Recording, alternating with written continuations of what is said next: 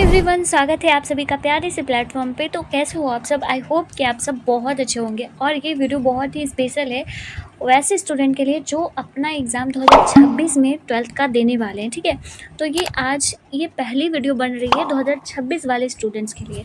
तो जो भी 2026 में अपना एग्ज़ाम देने वाले हैं, प्लीज़ कमेंट सेक्शन में लिख दें कि हाँ मैं एग्ज़ाम देने वाला हूँ, या फिर यस, या फिर एक दिल बनाकर भेज दें। ठीक है, तो मैं ये समझ जाऊँगी कि हाँ कितने स्टूडेंट्स 2026 में अपना एग्ज़ाम देने वाले हैं। सबसे बड़ा मुद्दा ये है कि इंग्लिश पे कोई ध्यान नहीं देता है। ठीक है, जब भी 12th में आते हैं आप लोग, तो आप सभी का मेन मोटिव यही होता है कि मैथ पढ़ना है, फिज़िक्स पढ़ना है और कौन सा सब्जेक्ट है, केमिस्ट्री पढ़ना है। लेकिन इंग्लिश और हिंदी तो पढ़ना ही नहीं है। लेकिन मैं आप सभी को बताऊं तो इंग्लिश और हिंदी ऐसा स्कोरिंग सब्जेक्ट है कि 200 नंबर आप सभी को देता है। ठीक है, 200 नंबर इंग्लिश और हिंदी सिर्फ मिलाकर देता है। लेकिन अगर, और वो भी एकदम कम बर्डन के अनुसार, आप अपना 200 में 200 नंबर ला सकते हो। लेकिन वही फिजिक्स हो गया, केमिस्ट्री हो गया, प्लस मैथ हो गया, इतना ज़्यादा बर्डन होने के साथ साथ ये बस 300 नंबर देता है। तो बर्डन भी है, लोड भी है, मल्टीपल टाइप ऑफ क्वेश्चंस भी है, क्वेश्चंस की पैटर्न भी अलग है, हर चीज़ डिफरेंट है। तो उस तरीके से आप सभी को ये 200 नंबर आप सभी अगर अपने अपने फिक्स रख लेते हैं, तो इसमें अगर आपका 200 नंबर भी आ जाता है तो 200 प्लस 200 400 नंबर आराम से आप इजीली स्कोर कर सकते हो। अपने एग्ज़ाम में 80% मार्क्स स्कोर कर सकते हो, सिर्फ इतना सा थोड़ा सा मेहनत डालकर, सिर्फ इंग्लिश को साइड से पढ़कर, इंग्लिश को और हिंदी को। मेरी बात समझ रहे हो? अब आप लोगों में से कुछ स्टूडेंट का कहना है कि ठीक है, सिलेबस क्या होगा। बहुत सारे स्टूडेंट को बिहार बोर्ड के बारे में थोड़ा जानकारी नहीं रहता। बहुत सारे स्टूडेंट सीबीएसई बोर्ड से निकलकर बिहार बोर्ड में जंप करते हैं, तो उनको उतना नहीं नॉलेज होता है। तो मैं आज की इस वीडियो में आप सभी को बता दूं कि मैं यहाँ पर आप सभी के साथ डिटेल में शेयर करने वाली हूँ कि इसका सिलेबस क्या रहने वाला है। ठीक है, सिलेबस इसका क्या है, इसके बुक्स क्या है, उसके कौन कौन से बुक्स है, कितने बुक्स इसमें है, इंग्लिश में कितने बुक्स है। बहुत कम स्टूडेंट को पता होता है कि इसमें 2 बुक्स हैं, लेकिन हर कोई ये जानते हैं कि इसमें एक ही बुक पढ़ना है, द रेनबो बुक। लेकिन मैं लास्ट में बताऊंगी कि 2 बुक कौन कौन से हैं। ठीक है, उसके बाद चलो स्टडी मटेरियल। आपको स्टडी मटेरियल कहाँ से मिलेगा? ठीक है, हम सिलेबस देख लिए, लेकिन उसको पढ़ेंगे कैसे, कहाँ से पढ़ना है, और सबसे ज़्यादा कि किस तरीके से हम पढ़ाई करें, किस तरीके से अपने नोट्स को बनाएं कि वो हमें इफ़ेक्टिव तौर पे लास्ट के टाइम पे, एग्ज़ाम के टाइम पे काम आए। ठीक है, तो ये पूरा डिटेल में हम बात करने वाले। सबसे पहले हम सिलेबस के बारे में बात कर लेते हैं।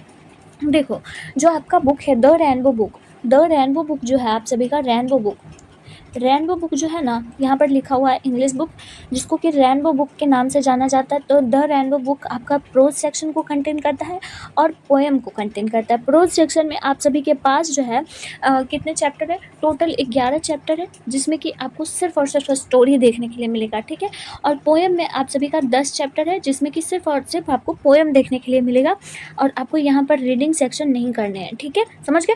तो ये 2 ऐसे हैं जिसको आपको करने हैं, और इसके कारण आप सभी को बहुत मार्क्स मिल सकते हैं अपने एग्ज़ाम। शुरू से ही ध्यान देते रहिए, आराम से आपका निकल जाएगा। जिस तरीके से मैं पढ़ी हूँ, जिस तरीके से आपको बता रही हूँ।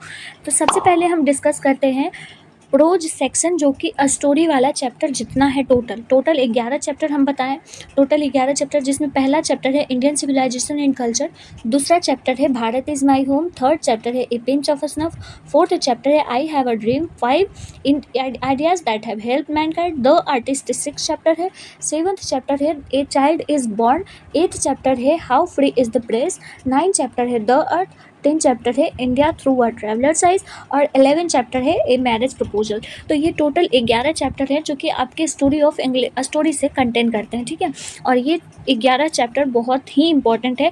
इसमें से कुछ ऐसे इंपॉर्टेंट चैप्टर है जो कि आप सभी को पढ़ने बहुत ज़रूरी हैं, जैसे कि इंडियन सिविलाइजेशन हो गया, भारत इसमें।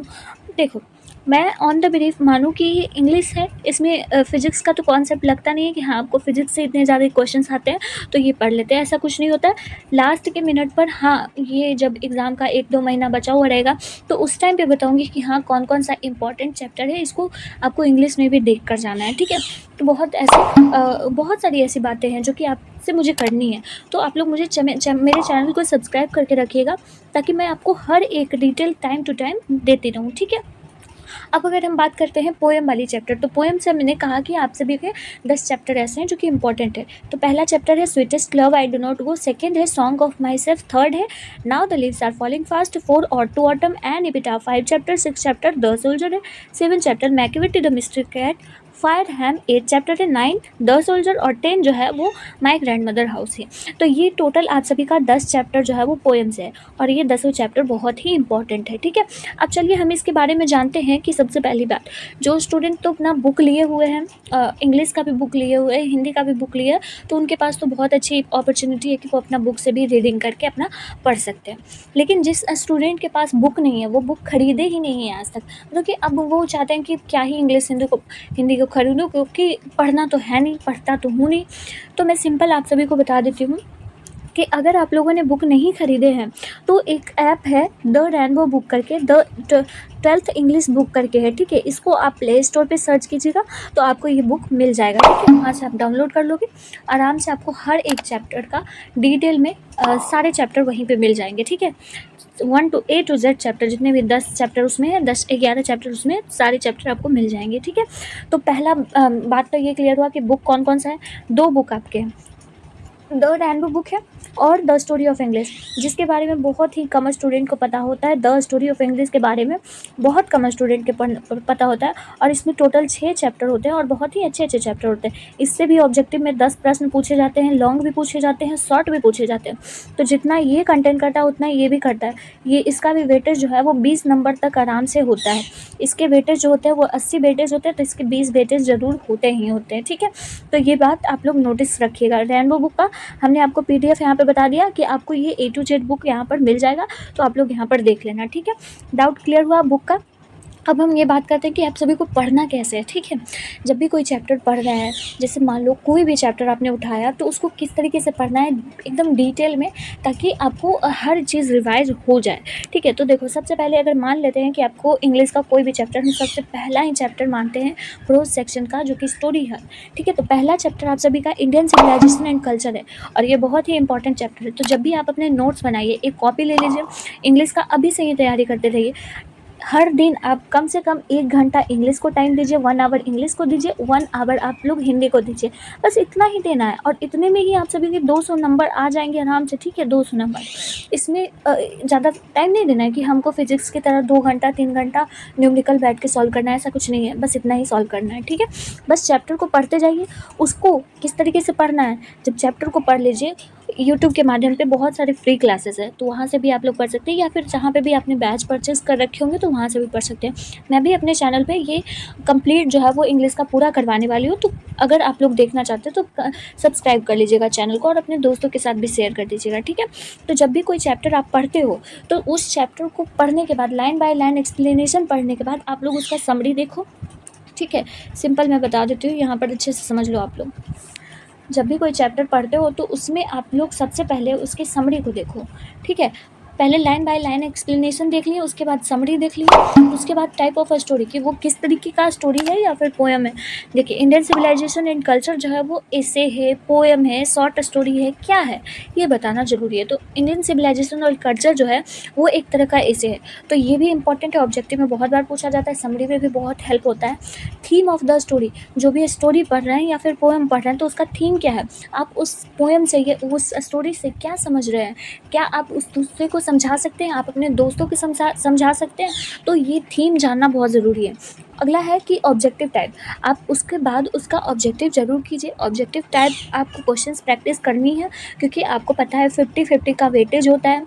50 नंबर का ऑब्जेक्टिव आता है, 50 नंबर का सब्जेक्टिव आता है। तो ऑब्जेक्टिव टाइप की प्रैक्टिस आपको शुरू से ही करनी है। हर क्वेश्चंस को पढ़िए, हर चैप्टर को पढ़िए, उसके बाद ऑब्जेक्टिव क्वेश्चन ज़रूर लगाइए। ठीक है, उसके बाद फिर शॉर्ट क्वेश्चंस, कुछ शॉर्ट क्वेश्चंस आते हैं, तो उस शॉर्ट क्वेश्चंस को भी पढ़िए आप लोग। शॉर्ट क्वेश्चंस इंपॉर्टेंट है, क्योंकि शॉर्ट क्वेश्चंस का वेटेज 20 नंबर का होता है। ठीक है, सॉरी आई थिंक 10 नंबर का होता है, 10 नंबर का होता है शॉर्ट क्वेश्चंस का। लॉन्ग क्वेश्चंस बहुत इंपॉर्टेंट है, लॉन्ग क्वेश्चन का वेटेज 15 नंबर का होता है। तो लॉन्ग क्वेश्चंस को भी, लॉन्ग क्वेश्चन बेसिकली मैं आपको अभी यहीं पे डाउट क्लियर कर देती हूँ कि लॉन्ग क्वेश्चन में जो है वो आप सभी से समरी ही पूछा जाता है। ठीक है, समरी ही पूछा जाता है और अदर लॉन्ग क्वेश्चन ऐसे कुछ नहीं पूछे जाते। तो समरी अगर आप सभी ने क्लियर कर लिए तो आपका लॉन्ग क्वेश्चन भी क्लियर हो जाएगा। आई होप कि आपको इस तरीके से समझ आ गया होगा कि हाँ, क्या-क्या पूछा जाता है और कैसे पूछा जाता है और आपको किस तरीके से पढ़ना है। अगर आप इस तरीके से पढ़ते हो तो मेरा यकीन है कि 100% आप इंग्लिश में स्कोर कर पाओगे एकदम अच्छे तरीके से, समझ गए? अगर कोई अब फिर भी डाउट बचता है तो प्लीज़ कमेंट सेक्शन में आप लोग मुझसे शेयर कीजिएगा, ठीक है? बताइएगा, मैं आपको बता दूँगी, ठीक है? बाकी हर एक चैप्टर का ये summary, type of a story, theme, objective type, short, long, ये सब कुछ मैं करवाने वाली हूँ। बिल्कुल फ्री ऑफ कॉस्ट रहने वाला है, कोई भी पैसा नहीं देना है। यहाँ पे जो भी स्टडी मटेरियल आप सभी को मिलेगा, चाहे फिजिक्स से रिलेटेड हो, केमिस्ट्री से रिलेटेड हो, मैथ से रिलेटेड हो, इंग्लिश, हिंदी, जो भी सब्जेक्ट है, तो सारा चीज़ ही फ्री आपको इस चैनल पे मिलेगा, कोई भी पैसा नहीं देना है, ठीक है? और ना ही मैं किसी चीज़ की प्रचार कर रही हूँ, ठीक है? तो आप लोग प्लीज़ इस चैनल को सब्सक्राइब कर लीजिएगा, क्योंकि आपके भले के लिए मैं ये चैनल बनाई हूँ free of cost. Bihar board के स्टूडेंट्स की स्थिति को देखते हुए मैंने ये किया है, ठीक है? और ये बिल्कुल इंग्लिश मीडियम का बैच है, बिल्कुल इंग्लिश मीडियम का ही ये चैनल है, ठीक है? तो हिंदी मीडियम वाला भी कर सकते हैं, या फिर मैं उनके लिए दूसरे चैनल का नाम बता दूँगी अगले वीडियो में, ठीक है? तो आई होप कि आपको ये इस वीडियो से A to Z complete information English से रिलेटेड मिल गया होगा। कहीं कोई अगर फिर भी डाउट बचता है तो कमेंट सेक्शन में आप लोग मुझसे पूछ लीजिएगा, ठीक है? तो मिलती हूँ अगली वीडियो में। Till then take care of yourself. और अगर इसका PDF चाहिए तो मैं आप सभी को टेलीग्राम पे दे दूँगी, नीचे डिस्क्रिप्शन में लिंक दिया गया है, वहाँ से डाउनलोड कर लीजिएगा, ठीक है? तो अगली वीडियो में मिलती हूँ। Till then take care of yourself. Bye bye, और अपनी पढ़ाई को अच्छे से स्टार्ट कीजिए। Okay, bye.